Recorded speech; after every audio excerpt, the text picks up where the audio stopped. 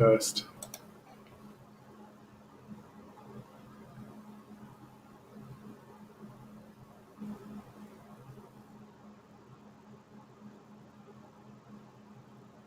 Here we are.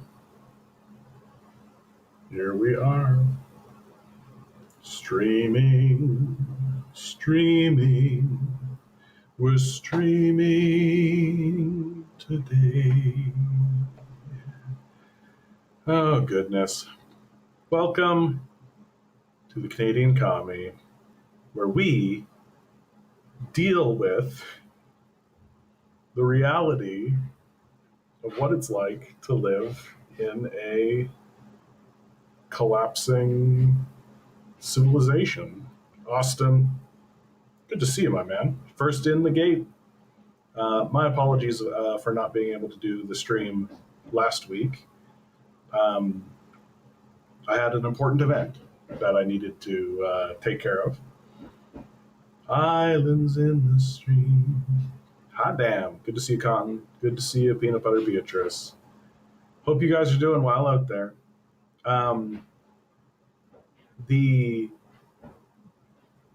This last couple of weeks has been a turn away from the sinister, because the sinister is still there, obviously. The genocide is still ongoing in Israel. The Ukraine war is still ongoing. We're still being told that that's for sure. The Ukrainians are going to win for sure. That's for sure going to happen. The Venezuelan war is kicking up, right? That's going to be a good one, right? I'm looking forward to the carpet bombing of Venezuela. That's going to be fun.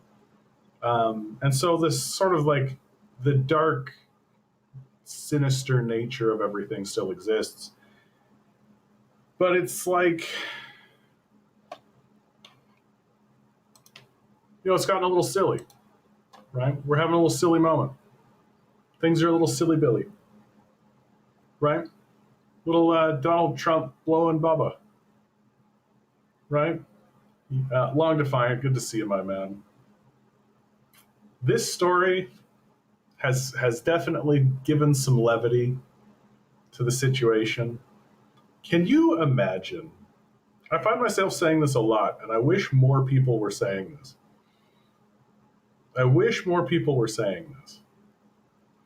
Can you imagine if this was happening in any other country? Can you imagine if all of the stuff that was happening in America right now, like the Donald Trump, the Epstein files, this blowing Bubba story, can you imagine if this was happening in Russia or China or literally anywhere else, right? Like, this is the thing that kills me about Americans and Westerners, is that even though this is going on in their country, even though this is their leader, this is what's happening, they still talk to you as if they have credibility.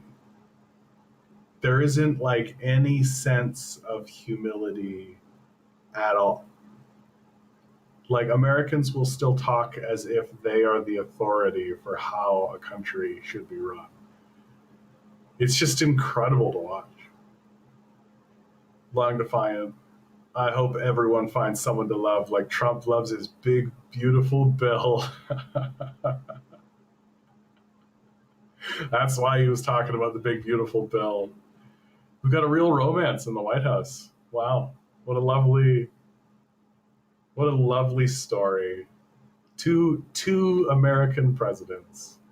Poor Pete Buttigieg wanted to be the first gay president, and Donald Trump took it from him. Yeah, only in America, Peanut Butter Beatrice. Only in America. And we're just left to kind of deal with it. That's my favorite part. Like, I'm not going to lie, these last couple of weeks, I've just basically been ignoring everything. I mean, it's impossible to totally ignore everything, right? Because it's like all-encompassing now. you got the housing crisis, you've got quote unquote inflation, right? Them just gouging the shit out of us. And what I find so, I don't know if startling is the right word, but just so like curious, is that Canadians seem to be on board for this. Like, we seem to be perfectly fine electing and voting for people who are doing everything they can to dismantle the civilization as fast as possible. That's what's uh, so surprising. Surprising maybe even might be too strong, but just like you would think that people wouldn't entrust the vision of the future and the society to the very people who are responsible for dismantling it. You would think, like, it just doesn't seem to be like what do the liberals and the Democrats and the Republicans, like, what do they have to do? Like, what needs to actually happen in the society before people start to go like, oh, this is all nonsense. Like, this needs to end. Like, this cannot continue. What actually do we need to see at this point? Because here in Canada, like, we just passed the Liberals bill, and really, the nail is finally in the coffin for the NDP and the Greens as viable, serious parties that should actually be taken seriously. In my view, this was their moment to sort of show everyone that they actually have some viability. Uh, the NDP here in Canada were completely decimated in this last election, and they were decimated for good reason. The NDP stands for nothing. It's a party for nobody. It doesn't defend workers. It doesn't defend, like, I'm sure that there are individual members. Like, I would say that what's his name, Charles Angus. Uh, uh, he actually does kind of talk the talk and walk the walk. But for the most part, it's just orange liberals, right? Yeah, NDP equals no damn point. Yeah, that's good. I like that a lot, Cotton. And so they're completely decimated in this last election. And instead of actually like standing up and saying, okay, we need to return to our roots and like go back to what made us popular in the first place, right? Like, there was a time when the NDP were striking for power, really. Like, they were the leaders of the opposition, and they held like 115 seats. Bread Buddy, good to see you. And now they stand for nothing. And so instead of actually looking at this budget, if you want to call it that, it's just a continuation of the policies of extraction and abandonment that we're well accustomed to at this point. Instead of actually standing up and saying, "Yeah, like, this bill doesn't actually do anything for anyone. It's just extraction. We're not going to support it." They had a couple of their members walk across the aisle, right? And those members, for some reason, are still part of the NDP. So there's just no reason for this party to exist. I don't really get it. Like, if you're just going to be liberals, just join the liberals. You know? Like, I don't really get why this party even exists anymore. And so really you just have the liberals and conservatives at this point. And of course, if you're in Quebec, you've got the Bloc. And it seems like Canadians are happy with that. Just seems like the average everyday Canadian is just perfectly happy with a banker destroying their finances and their society. In like a very straightforward way. And I keep having these like conversations with people who, like, it's it's like there are people who are literally walking into like a thresher. There's just like a spinning steel wheel in front of them. It's just chewing up and destroying everything on there, and they're walking towards it, and they think somehow they are not going to be chopped up, and they're just like, this is fine, elbows up.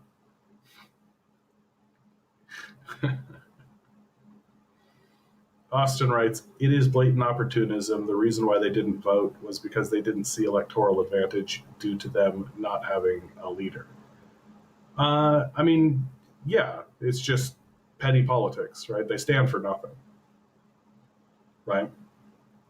So if they stand for nothing and they have no principles, then everything is just like, oh, how, are we perceived as weak? Are we perceived as strong? Right? Like the default position in this society is to think of things in pretty much fascist terms, right? You have to project strength. Like, you can't possibly talk about like, hey, maybe we should actually help someone. Maybe someone should actually have a better quality of life. But we're being told by our leaders that we should expect a reduced quality of life. Like, it's so blatant that even the Toronto Sun, for God's sakes, is saying, yeah, we shouldn't accept a lower standard of living. Literally, you've got the Prime Minister of Canada, and then you've got the Governor of the Bank of Canada. Reminder that Mark Carney was a former Governor of the Bank of Canada himself. And they're both saying the same thing, that young people are going to need to sacrifice, that we should expect a reduced quality of life. This is what we're being told. I don't see why we should accept that, but we do. The Liberals are popular. Most people are a fan of the Liberal Party. So most people are a fan of losing money and losing power and losing status and losing quality of life and watching everybody else decline. Like, that's what people are voting for, and that's what they want. Like, for a long time, I thought of politics as like a top-down kind of affair. But more and more I see, like, there's something wrong with the West. Like, there's something wrong with the people. There's something wrong, and it's so much deeper than just like an individualistic individual, right? Like, it's so much deeper than the idea that like individuals are just like looking out for their own best interests. There's a deep religious ideology that has everyone convinced that the best thing that we can do is to destroy ourselves and our future and our children. It's the best thing for us to do. We've convinced ourselves of it. And we like it. We're enjoying it. We want to continue doing it. We keep doing it. We don't have any interest in stopping it. And the only thing that we can do is just kind of make fun of it while it happens. It seems. Like, who are the people who are actually standing up and actually, fighting back? It's just corporatist losers, right? It's just corporatist losers who are really only interested in their own careers and their own position within these political parties.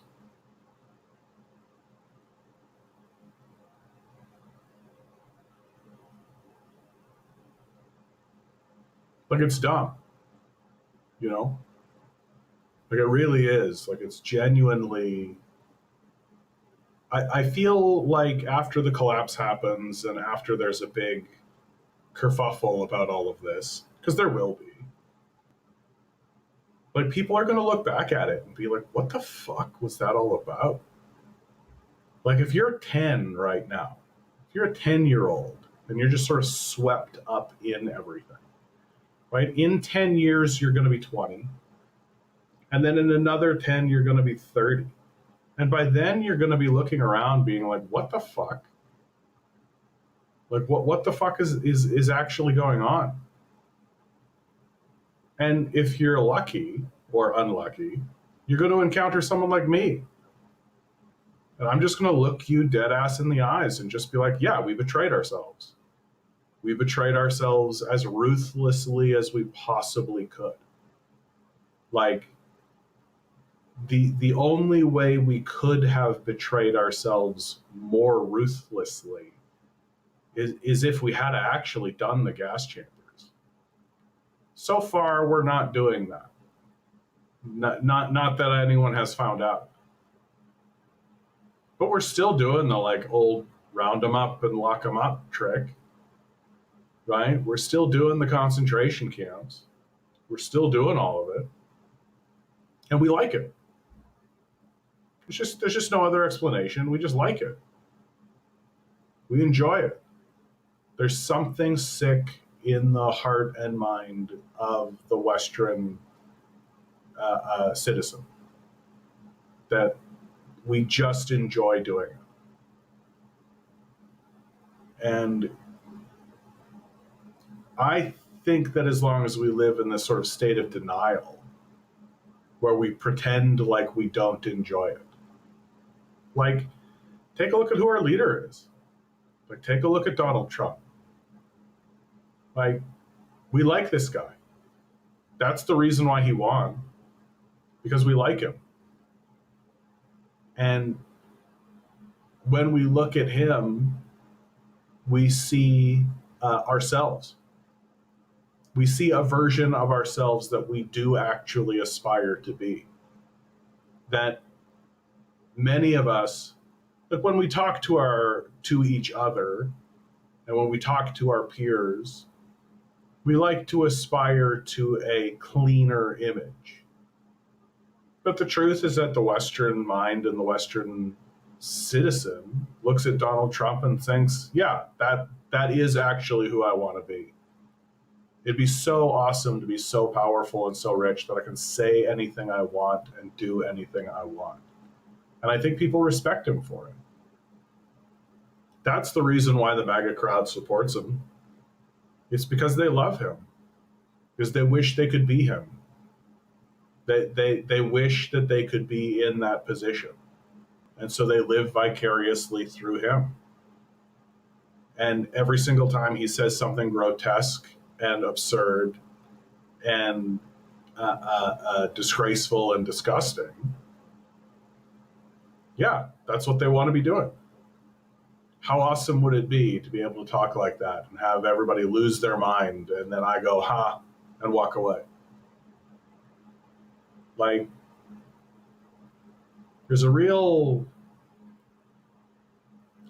perversion in the society. And I really think that it's like ancient. Like, I really think that it's like deep in our DNA and deep in our blood. And like going back to like when we were actually like crucifying people, like that's still in us. That we've managed to negotiate our way out of that one. But we kind of like it. We kind of want to go back to it. We're kind of like, but let's get clear rules and clear lines. And just do what you're told. Everything will be fine. And we're getting back to it, right? We're getting back to it.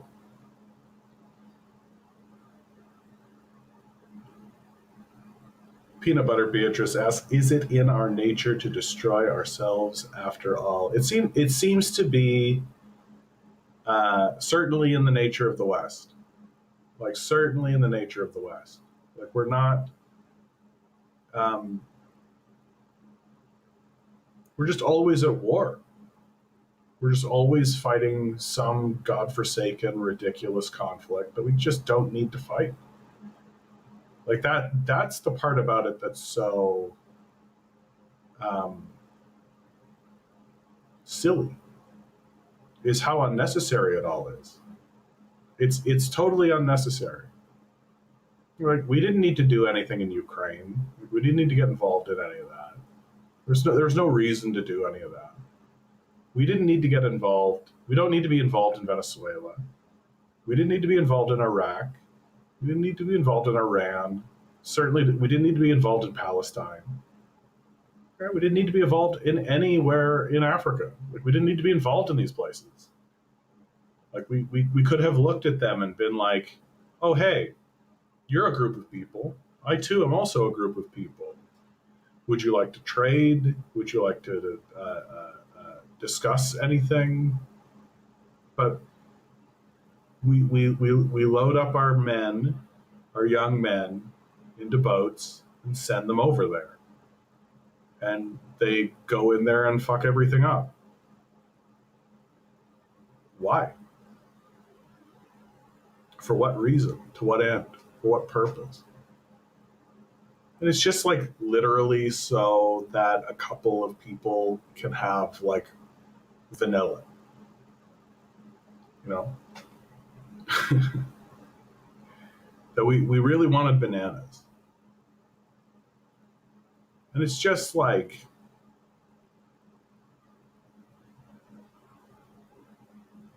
I'm kind of looking forward to watching the wheels come off of this.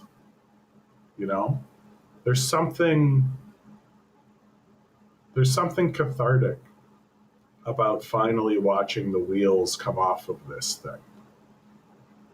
That there just comes a moment when people are going to be like, why are we listening to any of what these people have to say? Like, why are we tolerating this?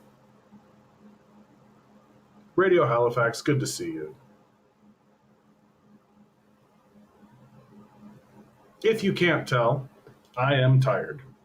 I'm a sleepy bunny right now. My sleep schedule is all over the place. Partially because I'm a night owl to begin with. I enjoy staying up.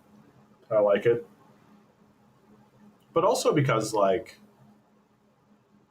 it is horrible.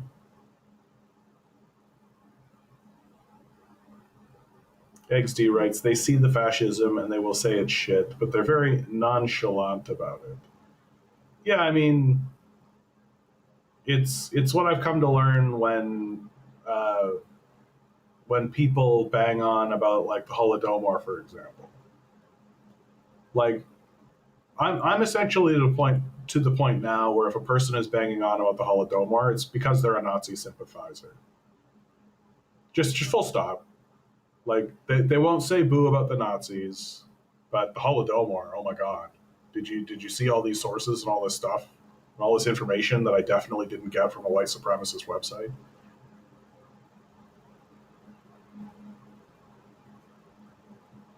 And it's just like, I did go and see the film Nuremberg recently. It's a new film that's come out. Russell Crowe is in it. He plays one of Hitler's right-hand men. I forget his name offhand. I think it's Himmler. And anyway, and it's about the trial at Nuremberg. And really the film, at the end of it, the film really posits, because people were asking at the time, and there was this general attitude that still kind of persists to today, where people believed that that was a unique and singular event, you know, and that it was a uniquely German phenomenon. And the film really goes to great lengths to insist that it's not a uniquely German phenomenon, that we are also susceptible to these things. We are also susceptible to the same kind of patterns and the same kind of energy and the same kind of consequences as what happened in Nazi Germany. when you watch ICE agents rounding people up on the streets, it's easy to see how we are getting there and we're moving in that direction. And we're not really taking it seriously. Like, we're still going to work. We're still like, we're all leaving our apartments that we rent from these psychopaths and going to jobs we hate, to work for people we don't know, to do things that are not really relevant to anyone, so that we can get access to resources they withhold from us. Like, it's wild. And we all just do it. We're all just doing it. When what we should be doing is surrounding the halls of power and just camping out and basically saying, yeah, this is over. Like, we're done here. Like, where's the like tribunals about this Epstein shit? Like, where's the investigation? Content writes, oh yeah, so an ICE agent got busted for child trafficking. Yeah, I assume they're all doing it. Like, are you kidding me? Like, how easy would it be for a ICE agent to just like grab somebody and then just like turn them into a sex slave? Just like pimp them out. It'd be so easy, right? Like, they're all doing it. He said, hey bro, I'm ICE. He said that to the cop. That's how safe they feel. Yeah. Like, they're a Gestapo. Like, they're a secret police. Like, there's nothing, like, nobody's going in and checking these people's houses. Like, nobody, they wear masks and stuff. Their identities are secret.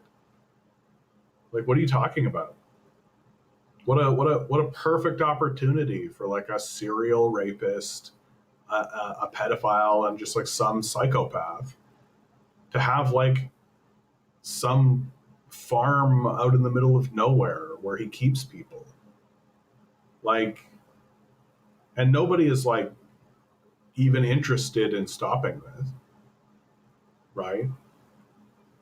Like, who's even doing an investigation? Who gives a shit at all? And so, and like, it's going to get so much worse. Like, just wait until until everything goes blue again, right? Wait until the president is a Democrat again, and the Congress is Democratic, and like the Senate is like a 50-50 split, and so they're like, oh, we can't get anything done because there's one Republican that won't do it. This certainly isn't a game that we're all playing. Like, wait until it's all Democrat again. And then you know what the Democrats are going to do? They're going to entrench ICE. They're going to turn ICE into like a full-blown institution. And then when the pendulum swings back towards the Nazis, the Republicans, they'll just have this fully entrenched, fully funded, well-enshrined, completely normalized secret police force that the Democrats have done nothing to dismantle and are not interested in dismantling. The Democrats will say things like, well, those are good paying jobs. Oh yeah, I can't get rid of those, they're good paying jobs. Like it's pathetic. And I do think that the weirdest thing about this whole situation is that any Westerner thinks that they have any credibility anymore. Like, that's the best part. That Americans especially, but Westerners generally, still think that they have the right to stand up and be taken seriously. Like, that's the best. That you look at China and they're like building quantum reactors and like thorium reactors and moon bases, and taking over entire industries. And every year they make more solar panels than exist in the world. And so year over year, they're just exponentially growing. And right now they're doing so peacefully to a fairly large degree. And yet there are still Westerners that are like convinced that we're still better than the Chinese. They're just convinced of it. Like, there just does come a point where I have to begin thinking that we deserve this. That, like, we are hitting a brick wall as a people, and we're just going to smash into it. And it, like, maybe we need it. Like, maybe we just need, like, this wake-up call of, like, a person who is living a self-destructive life needs to hit rock bottom, right?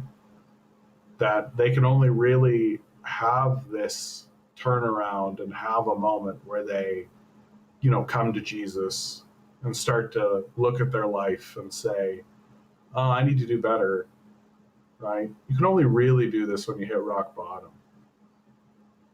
And we're not there yet. We haven't hit rock bottom quite yet. Like, this is just like the bad boyfriend phase. Like, we're going to see we're going to see a homelessness plague. We're going to see millions and millions of people literally living beside empty houses. That's what's crazy to me. That we're so dedicated to our own self-destruction that we will literally throw ourselves out of our housing because some hedge fund owns it. And the rent will be $5,000 a month. No one will be able to afford it. And they're fine with that. They don't care. XD writes, China can become a type 2 civilization and the West becomes Mad Max, but they'd still be convinced of their own superiority and still laugh at tofu dregs and Winnie the Pooh. Yeah, bin chilling memes. Yeah, exactly.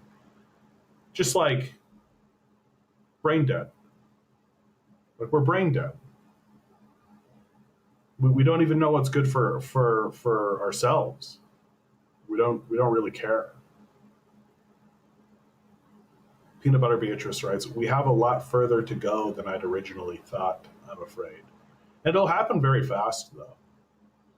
Like, it takes a long time to build a rocket, and it takes a long time to fuel the rocket. But when you set the rocket off, it moves very quickly. And that's essentially how it's going to go, right? Like, there's just going to be big, sweeping changes that all members, like, the reason why the Democrats don't fight too hard is because they're on board for all of this, right? They're fine with all of it. The only reason any of them complain about it ever is because their base complains about it. But the truth is that when the Democrats take power, they're basically just going to be like, oh, well, there's nothing we can do about ICE. It's a dicker this and do that. I don't know if we can.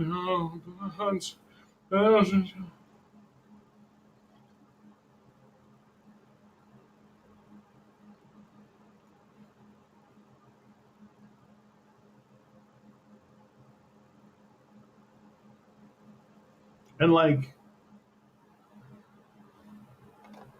I mean, it's just going to get silly. Like, it's going to get sillier than this.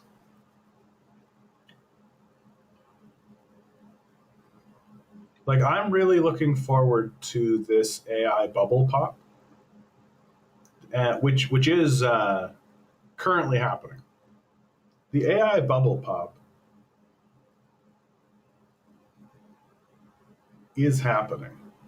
Gamer Jam over on Twitch says, got a job helping out an old folks home with board games. Yeah, unfortunately it's volunteer. Yeah. Like,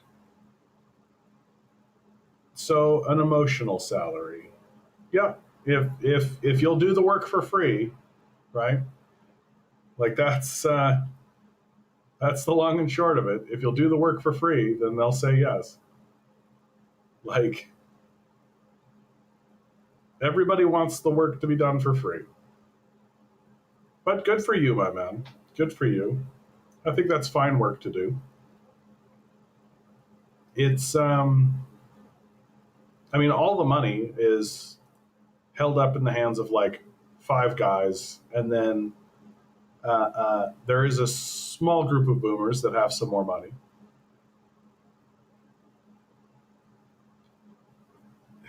And so helping out old people in old folks' homes seems to be the way that it actually goes.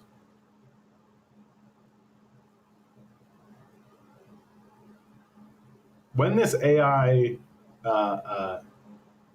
bubble pops, because I mean, like, look, China has done AI as well and released it all for free. Like, how do you actually make money with AI? Like, where's the money making part of it? And everybody's starting to wise up to the reality that this AI stuff is really dumb and not really that helpful. Kind of a pain in the ass. Like, my absolute favorite, uh, I saw this great clip. Somebody typed in to Google, uh, what are some restaurants near me? And the AI search, the AI thing that came up said a good idea if you want to ask a question like that is to type it into Google. Like, I gotta feel like they're trying to make the internet unusable on purpose. Because it's just dumb.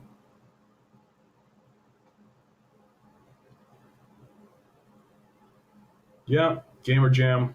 I guess we'll see how long I last on government assistance. Grocery stores don't accept an emotional salary. Not even like I'm asking for much. Yeah, I know, right? But that's just how it is across the board, Gamer Jam. Like, people aren't asking for much, really. Like, what most people want is just shelter, food, just a stable life. That's really it. I think that's why most people tolerate the injustices of the system and most people tolerate the stupidity of what's going on because there's a stability to it. Sure, you have to sort of sacrifice yourself as a person, right? You have to sacrifice your identity to this role that you're meant to play. But at least you get food and shelter out of it. And that's coming to an end. Marcus, how you doing? Marcus says, "Hi, John. Hope you're doing well." I'm really tired, Marcus. I'm just really tired. And not just like physically tired, because I've been up pretty long now, but really like, I've said it over and over again on this channel. A big reason why I do this is for my own kind of mental health and my own sort of centering of things. And just like, I'm just steadily realizing that like, there's not really much left for me here in the West. That it's tedious. It's tedious to live in the West right now. There's no forward momentum. Uh, Everything is a grift. Um, Everyone is stupid. Like, we're in a mass hysteria. It's a polite mass hysteria. That as long as you just do what you're told and obey, then you get to be the one that's abandoned last. And no one's going to be spared. There's not going to be anybody who is spared. It's going to be this sweeping reckoning that happens. And we'll go through exactly the same stages as other fascist nations have in the past. Like, we have all this immigration. Well, what do you think they did that for? So that they could get all this cheap labor, and then when things go topsy-turvy, they can point at the immigrants, and all of the white folk will go after the immigrants. That's what we do.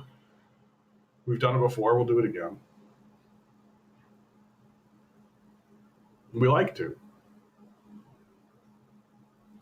And so this tiredness that I'm feeling is not just like in the moment I've been up a little while.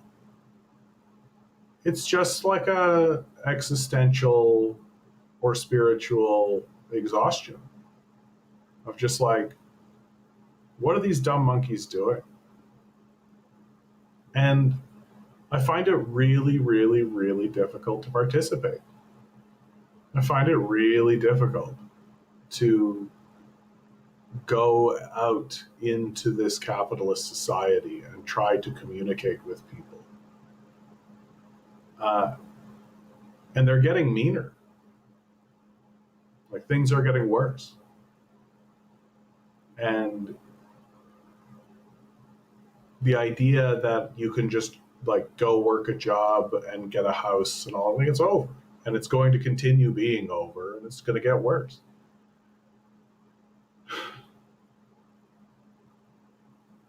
And we all just go to work.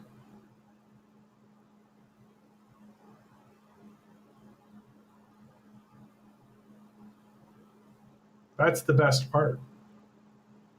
Like, everyone's exhausted, everyone's overworked, everyone's really at their emotional limit, and we all just kind of keep doing it. I don't get it.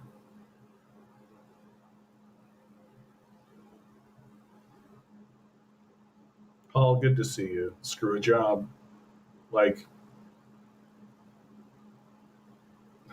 like the cafe that I quit because they basically became like a weird little fascist organization turned around and sold.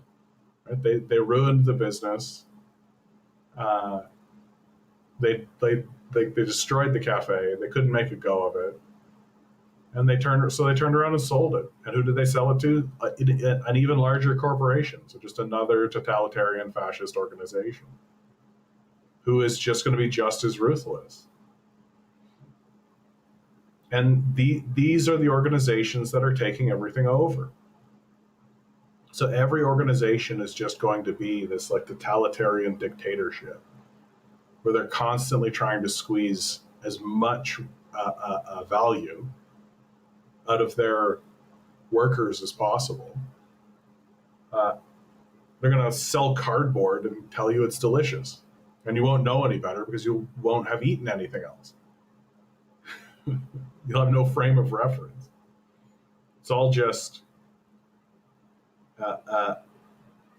pearls before swine at this point. Gamer Jam writes, corporations using people's tax dollars to fund their profits. Oh yeah, that'll be the best part. That'll be the best part about this AI bubble pop. The best part about the AI bubble pop will be the bailouts. Oh, that's going to be so sweet. That's going to be so crazy. They'll call it something else, like just how they did like quantitative easing or any of the. They'll use some kind of flowery language to try to obfuscate what it is they're doing. And gullible rubes and maggots will be like, "Oh, that's not a bailout. It's a trumpety hand Jew." Like, that's what they'll make up some stupid term for it, and they'll force people to debate. Right? There'll be a big debate about how, oh, it's not a bailout, it's a different thing technically. And, oh, well, there's this, and so on, and they'll just spin the wheels on that. But the bailouts are going to be spectacular, right? Like, Wait until they literally give like $100 billion to Elon Musk. They're just going to be like, oh, yeah, if we don't give $100 billion to Elon Musk because of this AI bubble stuff, then there'll be a bunch of job losses. It's just like going to be so blatant. I think blatant is the word. Like maybe they'll just call it a bailout, and they'll just like they might as well just call it a like go fuck yourself bailout. Yeah, I'm taking $100 billion. Go fuck yourself. Go get a better job. Like,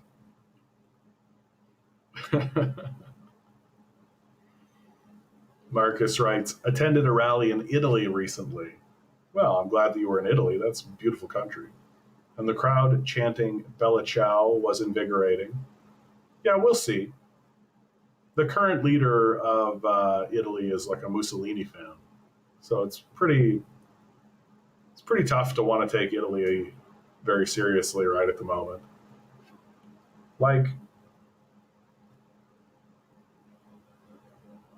Marcus continues, the Public Transit Workers Union went on strike while I was there, and it was pretty sick to see organized labor bring things to a halt. Yeah.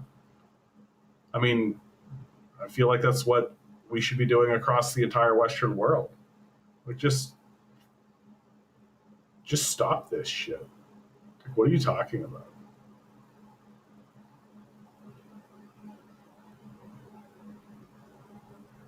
Hall writes, farmers, all megas, self-deletion rate increased, by the way. They should thank Trump. Yeah. Like, it's so crazy listening to these guys talk about, like, oh, communism is a cult of personality, the way that they fawn over Trump. It's incredible. Like, it is actually incredible. I do have these little moments where I am like a little grateful to be alive in the moment that I'm at. Like I really dig the internet. I really dig like the art that's coming out, right? Like film and television, video games, right? Like it's a cool time to be alive. Like we have like technology that we've never had before in human civilization. And there's really interesting and really cool stuff that creative, intelligent, thoughtful people are actually dedicating a lot of time to develop and create. And then a lot of other people are spending a lot of time developing and creating it on the user end. And it creates this like really beautiful relationship between the people who interact with the thing that's being created and the people who create the thing to be interacted with. Like it's really quite something. And it's sort of amazing that we poo-poo this, that we think that that's somehow the lowbrow. That's not something we should investigate any further. When like we could be like modeling society, like we could be creating entire systems to really ask ourselves what would be the best way to organize an economy and like actually model it and let people use it and interact with it and like test it and stress test it and try to break it, right? And so there is this like really cool aspect to being alive at this moment. It's really interesting. But there's just this underpinning, the foundational layer of it all. It's just dumb. It's just dumb. It's just dumb monkey shit. Like, if we created, like, what this society would do if we created a device, like, if we could just created a replicator, like, if you could take a handful of dirt and put it in a replicator and get infinite food out of it, right?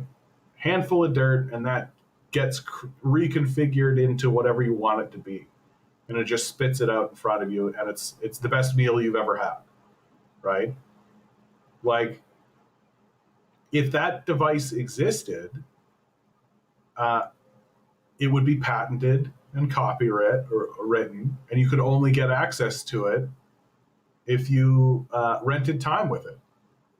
It would be withheld from you. And if somebody stood up and said, "Hey, we have a device that just like prints food. Can we just have access to that? Can we just get that?" Imagine all the excuses you would hear. Oh, well, we can't possibly afford to do that. Well, you got to earn it, right? You can't. You think you can just be given food that comes out of a machine for free?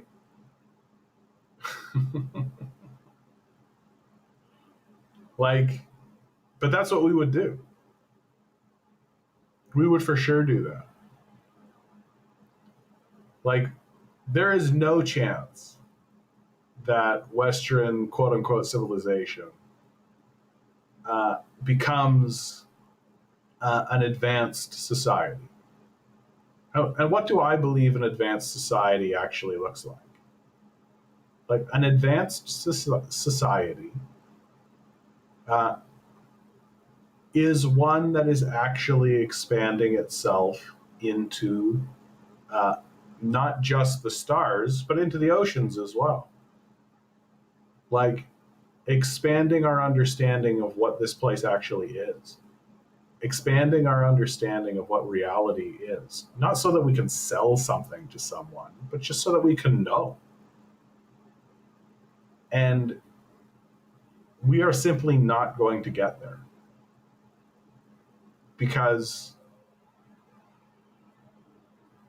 we have a society that is putting everyone in a perpetual state of crisis. Like, we can't investigate anything. We can't explore anything. We can't be part of a larger endeavor in order to crack open the mystery of reality. We can't do any of that. There's none of that is happening. Right? We're too busy making a nail polish that doesn't chip. Like, we're too busy making 38 different flavors of Coca-Cola.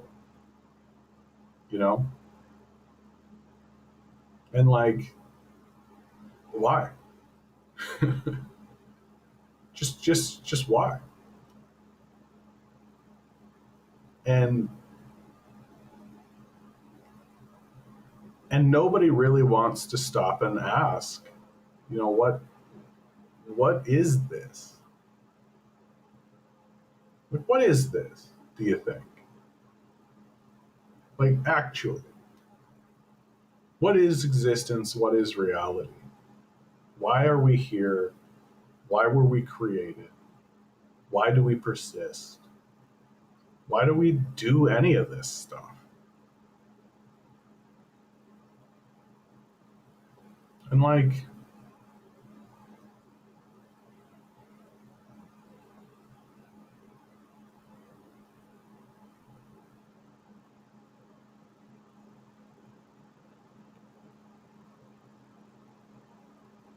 Baldy, good to see you.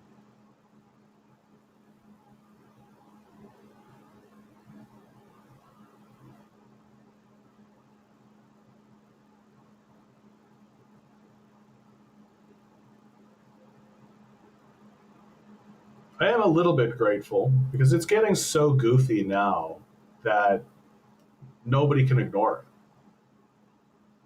It's affecting everyone now. Like, it's right in front of your face. But I feel like everybody's response to it is to just grind set, nose to the grindstone, just deal with it. And that's how people will be until they can't, until the wheels come off the bus.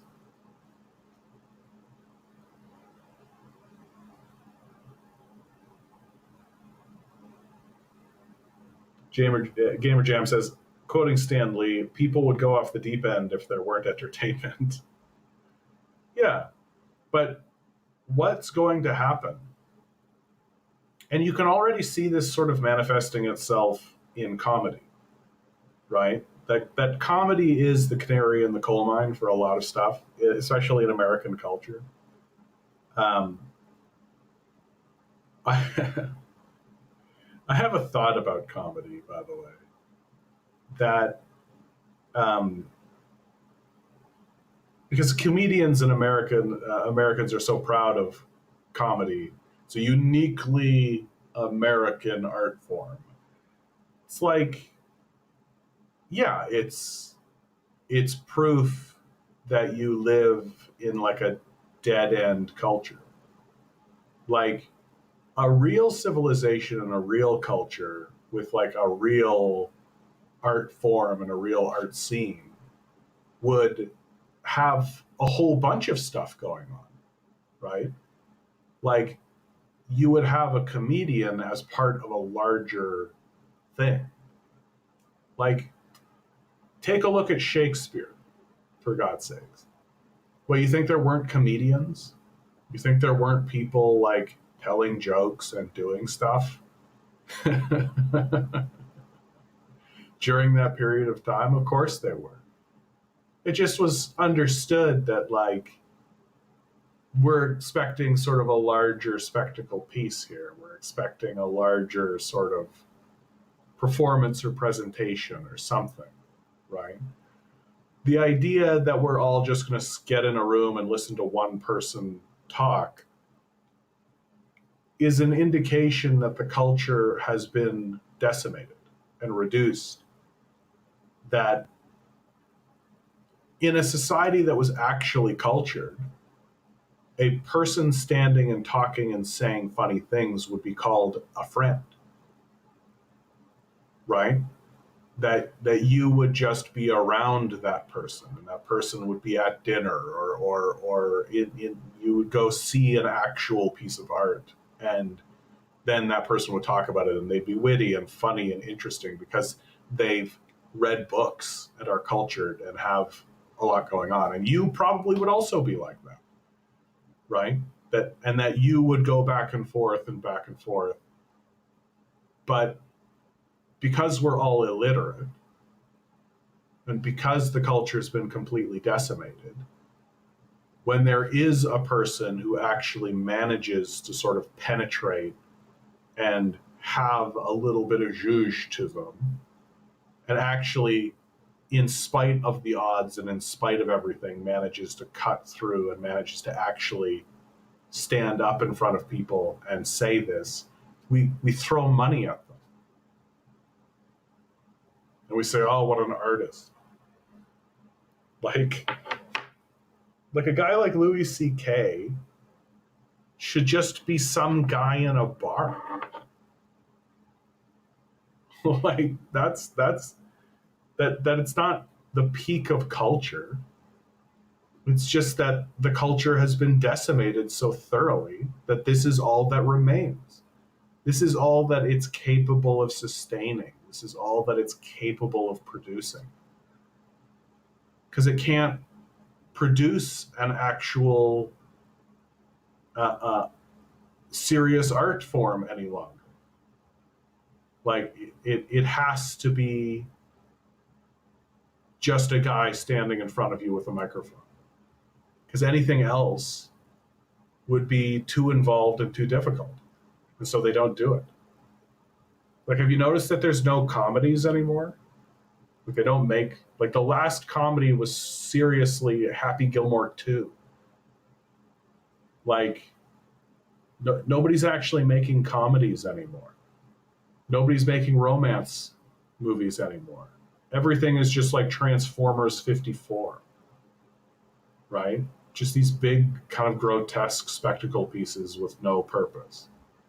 It's literally just with great power comes great responsibility again and again and again and again and again. And so these guys standing up and pretending as though like comedy is this apex of no, that's the beginning of art, right? Like stand-up comedy is literally just guys going up on stage riffing ideas that should be made into actual art. And instead they're just like one-liner singers and shitty impressions and trans jokes. Lots of trans jokes, of course, because we're addicted to that. But even the comedians, like now, are starting to get to the point where they're like, "Oh yeah, we actually got to like talk about this. Like, this is a real thing that's actually happening. Like the Israeli genocide is happening. That's a real thing. We all watched it. Like, it exists. The rampant homelessness, the destruction of the civil society, like it's all right in front of us now. And so there'll come a point. There'll come a point where even the entertainment won't be able to shut up about it because it'll be so overwhelming. It'll be the only thing that anybody wants to do is talk about what the fuck is going on. But instead of actually sitting down and saying, "Hey, what the fuck is going on? Let's have a serious conversation about it," you'll have to get it through like esoteric interpretations because capitalists don't want to expose themselves. Jenny, over on Twitch, we need some type of Star Trek style globally connected society, a one that doesn't focus on greed, but instead personal possessions and scientific and educational knowledge. We are going that way slowly thanks to automation and Elon Musk type people pushing the agenda. Star Trek had trades, but it was done with recourses, not currency. Sort of odd that we're pretending like Elon Musk is doing any of this stuff. Like, Elon Musk is easily and by far one of the greatest grifters to have ever lived. Like, that to me is going to be his legacy. That once he dies, anything he has attempted to build for himself will vanish. Like, he's always just been part of the CIA and the state apparatus to pretend as though what's being done is being done through a private company instead of through the American military, right? Like, if the American military was doing the stuff that Elon Musk was doing, you would call them fascists. You would just be like, "Oh yeah, these guys are Nazis, for sure." But because it's like a private company, and because it's this narrative of an entrepreneur standing on his own 2 feet and pulling himself up by his bootstraps, he gets to go. He's got the vision to go to Mars. He's got the know-how on the determination, and the guy's completely funded by the State Department. Like, he's part of the government. And this Star Trek vision that he co-opts, even though I've got big opinions about how Star Trek has been distorted and bastardized as time has gone forward, it's a grift.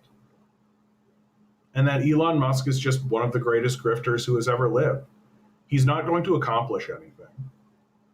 All of his accomplishments have already been overshadowed by China, right? Like, pick any industry, pick anything you'd like. China's doing it better, faster, stronger, cheaper, right? Elon Musk has not achieved anything. He's not managed anything because he never set out to do anything. All Elon Musk has ever wanted to do is convince you that he's interested in doing things. And that's it. And now that he's getting old and he's all ketamine rattled and he's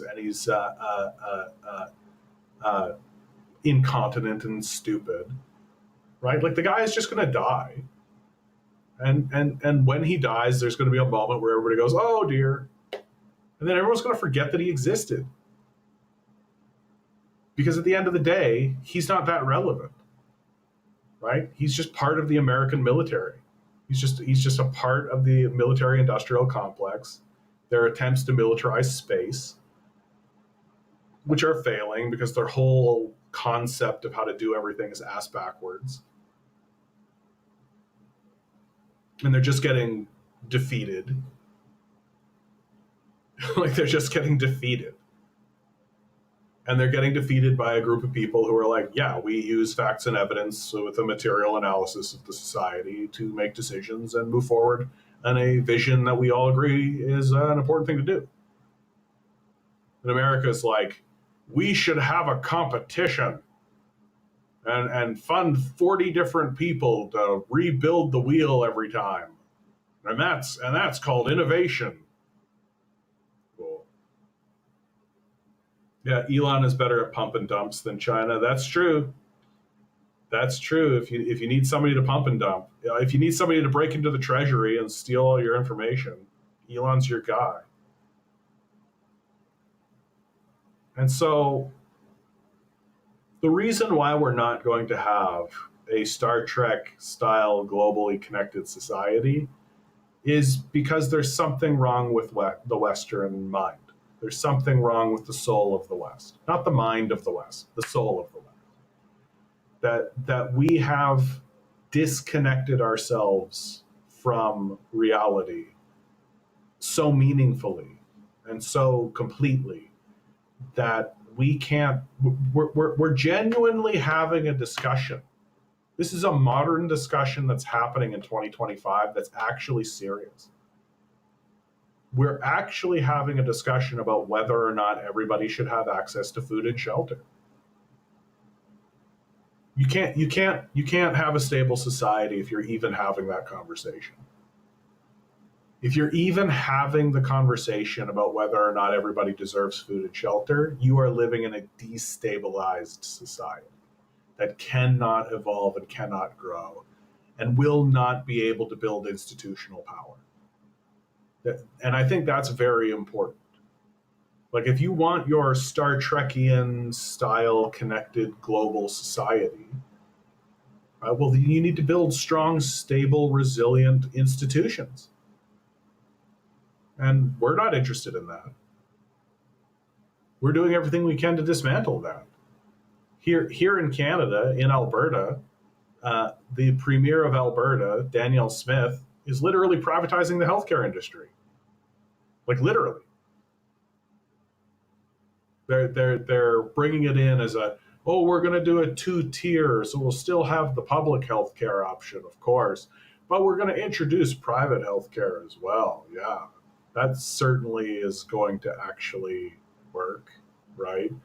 That won't definitely end up with a public system that has been completely gutted and doesn't actually function, right? That won't happen.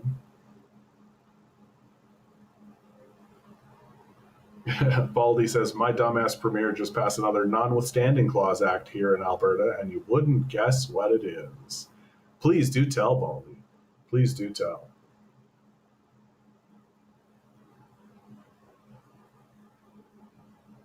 And like, what's annoying is that I love Star Trek. I think that it's a fine vision for the future, and it's a fine goal for us to strive and achieve for. But the West is just not capable of it. We think that institutional power is wrong and shouldn't exist in the first place. Yeah, it's depressing.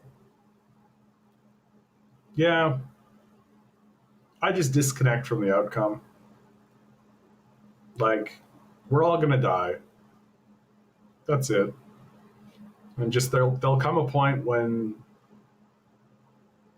it becomes no longer tolerable. Like, that's the thing about all of this that the ruling class is just simply not prepared for. Like, right now we've got like our Luigi Mangionis, and we've got all these people, right? They're walking up to villains and doing away with them. Well, that's just going to ramp right up. That's just going to ramp right up. Like, people are going to just snap. Like, if you remove people's food benefits, SNAP benefits, right?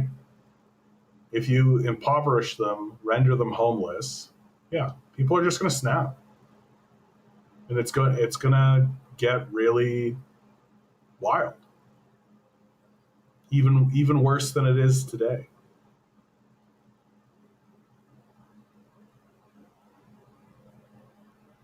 And if we think that a guy like Elon Musk is actually going to usher in anything for us, then we're just fooling ourselves. Like, but I mean, that's the grift, right? That's the grift. Knowing, I don't know if I said hello to you, but hello. Yeah. Trump is proposing 50-year mortgages. I mean, a mortgage was initially called a death deed, right? Everybody understood you bought that property, you're going to die there.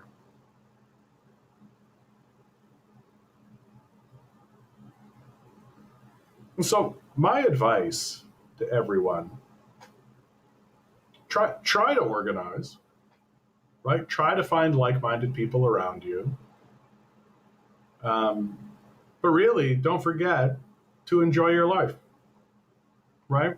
You only get one. It's yours to live. Try to enjoy yourself, because the rails are coming off this thing.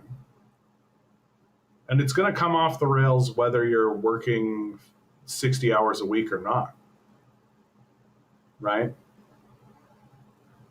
Like I've been abandoned several times by this society, right? I've had several occasions where it's just been like, oh yeah, you know that thing that you've been doing? Nope. It's just some shitty capitalist making a shitty decision and making everything worse for everyone, so that they get more magic beans in their magic bean jar that they keep, under Jeffrey Epstein's bed. And we all just act like this is normal. Like that's the part about it that's just gotten outrageous, is the normalization of all of this. The normalization of the mistreatment of yourself. That you have been trained to mistreat yourself. That's the best. That your training and your obedience is so thoroughly ingrained inside of you that you don't need someone standing behind you with a whip. You do it to yourself.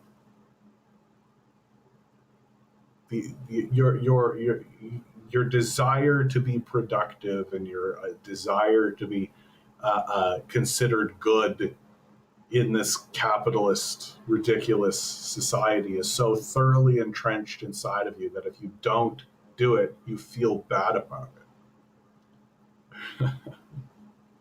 They've got us trained like dogs.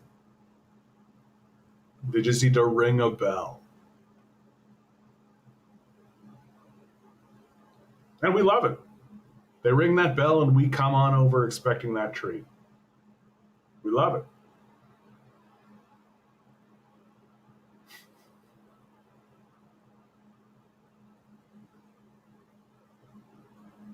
It's freeing in a way,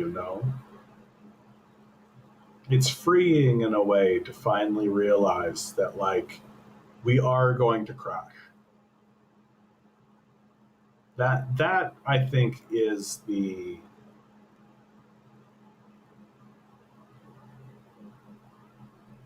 like I spent so much of my life, I think back to like since I was like 15, maybe even a little younger than that, just always asking, like, why can't we do these very reasonable things?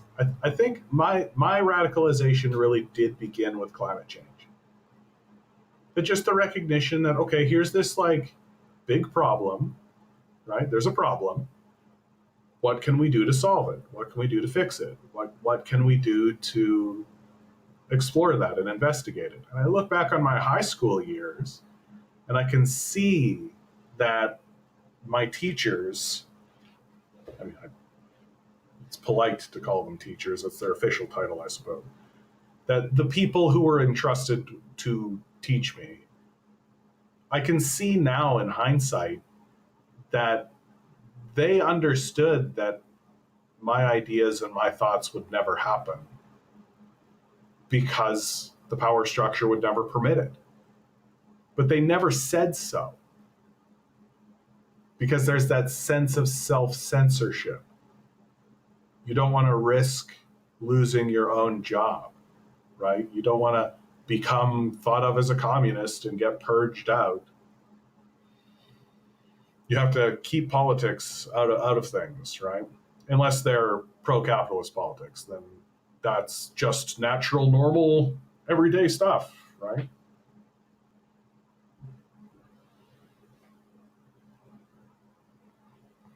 And I just kept pulling that thread and just saying, like, why can't we do this? Like, why can't we do this? Why can't we do this? And the answer is we can't do it because we have masters, we have owners, they're pedophilic psychopaths who are getting off on torturing people and causing pain in the society. And we like it. And that's like the bottom line, is that the people who are causing the problem like that it's a problem, enjoy that it's a problem, it gets them off. And the people who are their victims, who they subordinate, also like it. It's a real master-sub kind of relationship that the West has. And it's very fetishistic. And it's happening at this like grand scale, at the top level of everything. And we're so dedicated to this terrible dynamic that we've just decided we're going to collapse. Like, we're going to do it. That Western civilization is going to be a junkie in a gutter. And there's no path to avoid it anymore. And really, when I look back on it, when I look back on like the 25 years that I've been trying to raise the alarm bell and trying to organize something and trying to get something going, I really see now that we were never going to avoid it. We were never going to avoid it. We were always on this trajectory. We were always on this path. That if I could go back and say anything to my younger self, it would be to stop trying to, stop believing that you can stop it. Like, you're not going to. It's coming, it's here. Like, and it's just getting more and more obvious. It's just getting more and more plain. It's just getting clearer and clearer. Release the expectation that we'll solve this problem, because we won't. Just release it. Live your life to the best that you can. Be kind to the people around you. Organize with people who you do find who are of like minds. They're rare. They're very rare.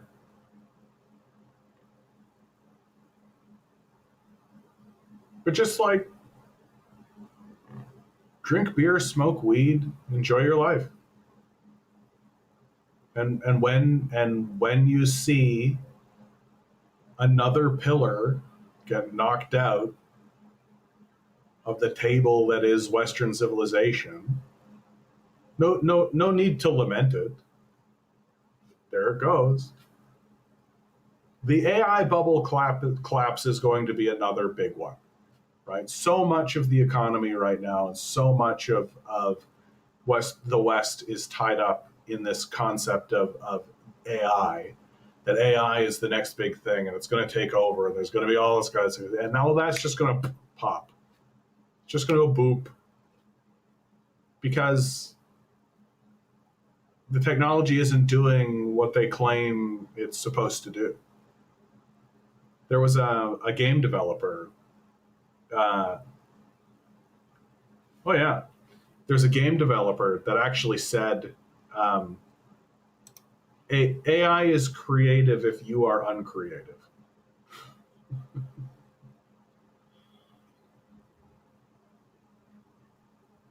This is from the Wall Street Journal. It was written by Peter Thiel, September 12th, 2014, like 10 years ago. Competition is for losers. What valuable company is nobody building? This question is harder than it looks because your company could create a lot of value without becoming very valuable itself. Creating value isn't enough. You also need to capture some of the value you create. This is an argument for just building monopolies. Yeah, if you want to create and capture lasting value, look to build a monopoly, writes Peter Thiel. Capitalism breeds innovation, and monopolies never happen because of competition. Yeah, everybody's starting to bail from this AI stuff because there's no money in it. How do you turn it into money? How do you make it money? Right? Forget about like the technological side of it or the explorative side of it. Forget about any of that. The money. That's all that matters. It's just the money. And to me, the AI thing, the AI conversation ended when when they started to run studies on it and they found that it couldn't solve any problems. Like it literally can't solve basic logic problems. And even worse than that, so you can present an AI with a logic puzzle, a really easy one, right? Like you have a fox, a chicken, and yourself on one side of the river, and a boat that can only carry 2 passengers. You can't leave the fox and the chicken alone, or the fox will eat the chicken. How do you get everybody across? Solve that puzzle. So that's like a grade school puzzle, right? That's a puzzle for grade schoolers. I'm sure that if you sat down, if you don't know the solution, you could figure it out. It's not that difficult. But but the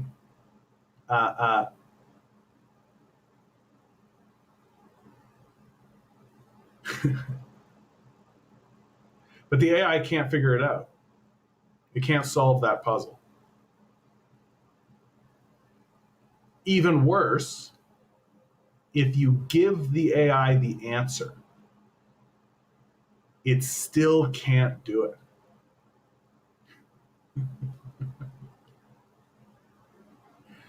So the entire idea behind this stuff is that it's going to be an improvement somehow. It's not. It just isn't. And that the AI is so unreliable that any information you get from it, you have to go and check yourself anyway. Like you can't trust the information that comes out of this thing.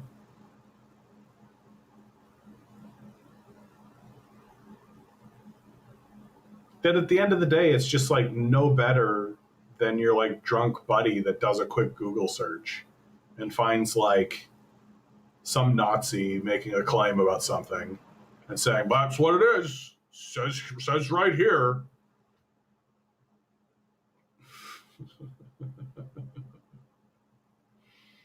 And so when it collapses, like what remains of the American economy? What is the American economy? Like really? Like sure you've got like some steel workers and some auto workers and some of that, right? To a certain degree. But like all of the money is tied up in this fantasy. They're all just jerking off with each other. And when it collapses, what next? Like we're already in, by the numbers, we're already in the Great Depression again. It's already here. Like, so what are these guys going to do with all this wealth? They're just going to like run away to Hawaii in their underground bunkers with it, leaving us all high and dry, which has always been the plan. Like, why build a bunker if you're not expecting to have to retreat to it?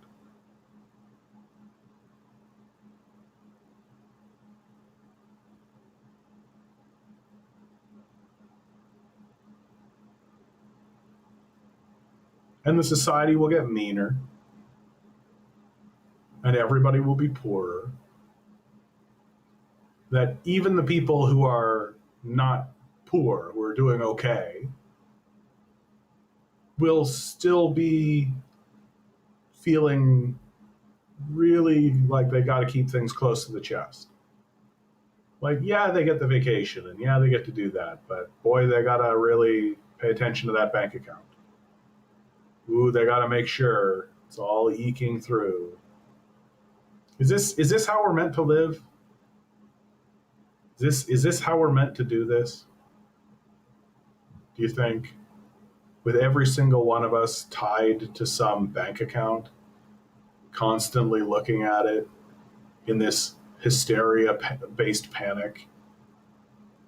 It's all tied to our survival, our legacy, the safety of our children. This number that is supposed to indicate your value, your worth to the capitalist system. Here's how much the capitalists will allow you to survive in this society. Here's your number. Like, and a huge segment of the society literally is like, bigger number means you're a better person. Little number means worse person, bigger number means better person. And they actually think that way. You can see it all over the place. Right? Just walk into the dating scene for 2 minutes. You'll find all kinds of people who think exactly like that. Right? That for an enormous amount of the population, you might as well just like show them you two might as well show each other your bank accounts and just be like, which one of us is better? Are you good enough? Yes, no.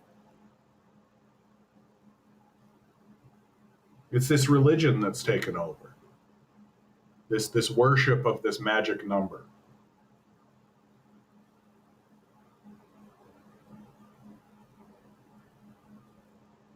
And it's not going to, and we're not going to start turning away from it in seriousness until there's just major, major collapses.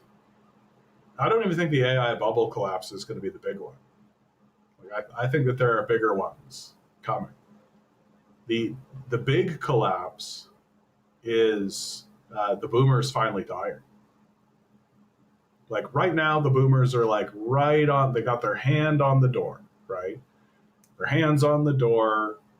They're opening the door. They got like 1 foot out the door, but they're still here, right? So the system is still geared to accommodate this boomer sort of generation and this boomer outlook. And the boomers are the ones that have all the houses, right? In a sane and rational system, when the boomers died, at least, right? When the boomers died and their property went on the market, it would be available. But what's actually going to happen? But what's actually going to happen is that these boomers are going to die and their houses will get bought up by hedge funds. And those hedge funds will turn around and rent them back to us. And we'll be a nation of renters. And of course, they'll jack the rent. If they can get you to pay 100% of your wage on the rent, they'll do it. Happily. No problem. And yet we still keep going to work for these guys. Gamer Jam says there's the New York City government, Mamdani. Yeah. I am on record, and I'll say it here again. If Mamdani can get the fare lowered, if he can not free, because he said that before that he wants to make it free, if he can just lower it by a dime, right? If he can make it cheaper by a dime, I'll consider that to be a great accomplishment for him. My full expectation is that Mamdani will be totally hamstrung, that he won't be able to get anything done. And anything he does get done will come at a fairly significant cost. So we'll see, sure, but I think we're just looking at another AOC, another Obama, right? Just somebody who can galvanize the energy of the electorate and who can go in there and pretend like they're a leftist. Yes, we can. Hope and change, right? But at the end of the day, he's probably just going to play ball, right? That let's say he gets like a tax raise on the wealthy by 1%. Well, it'll probably be offset by some other thing, right? That's generally how it works. Like when the Trudeau government here in Canada raised taxes on the Galen Westons of the world, they also gave them huge subsidies in order to refurbish all of their equipment to make it energy efficient, quote unquote.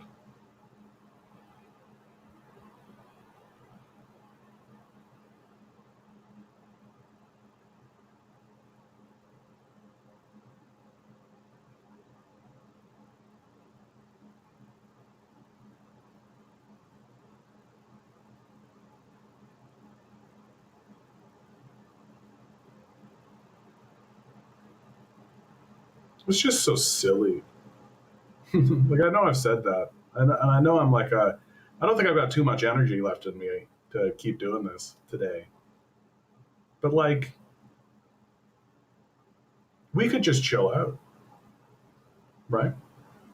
Like as a people, as a society, as a culture, as a group, we could all just chill out.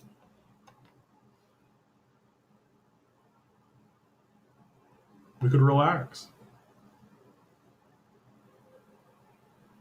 We could get away from this perpetual, endless grind of nonsense and nothing.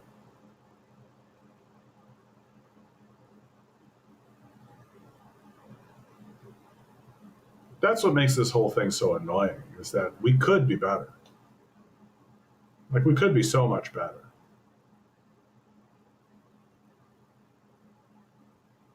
We're just choosing to walk this path. We're choosing the collapse. We're insisting that we have to maintain the collapse. And that's just the way it is. Okay. I choose not to participate. Very straightforwardly. You guys want to go and ruin the place and collapse the place and make a whole bunch of money and fund a bunch of pedophiles. Off you go. Have a great time. I won't. And I highly advise everyone else to participate as little as possible. Do the least amount that you possibly can. And if they start insisting that you have to do more for the same wage, leave. Like, stop working for these people.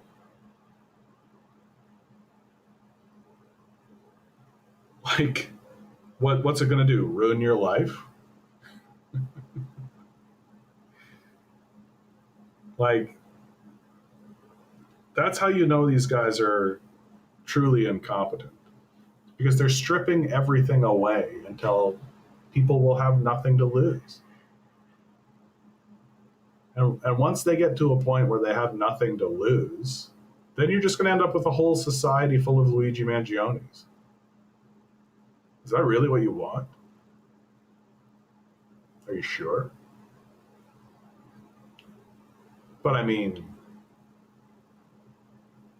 these guys are psychopathic, narcissistic pedophiles. Like, I don't think they're very rational. Like, I think that they're mainly driven by their lusts, and that's about it. And we're just captured in it. And we are the chosen people who have the privilege to watch it happen. We get to watch the collapse occur.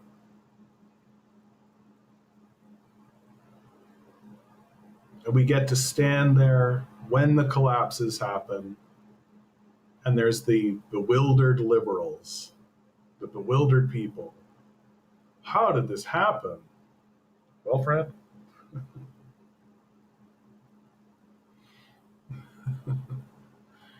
And we get to explain it. We get to explain that if you give all the money to a small group of people, it turns those people psychotic.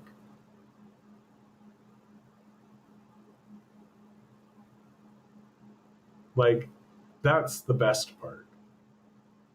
Not only does the system attract psychopathy, it actively turns the people who are successful at it into psychopaths. That not only does it require a disregard or a lack of empathy in order to succeed, if you do succeed, you lose your empathy. And so no matter what, when you get to the top echelon, you're dealing with psychopaths. Like, that's tough. That's tough. It's tough to believe that you're going to live in a stable society for very long when you've got a structure like that. Which is why we won't. And we get to watch it happen.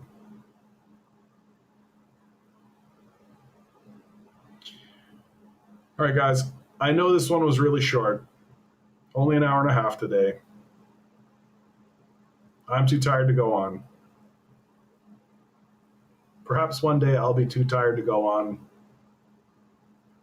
Well, one day I will be too tired to go on. That's life. This is a strange and peculiar reality we all find ourselves in.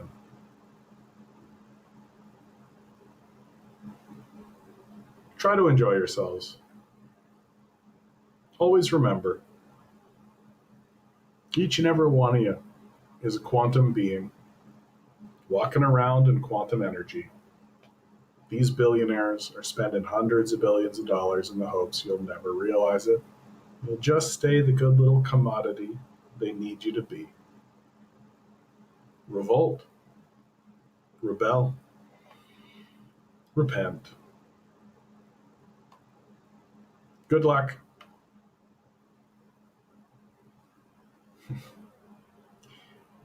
We're going to need it.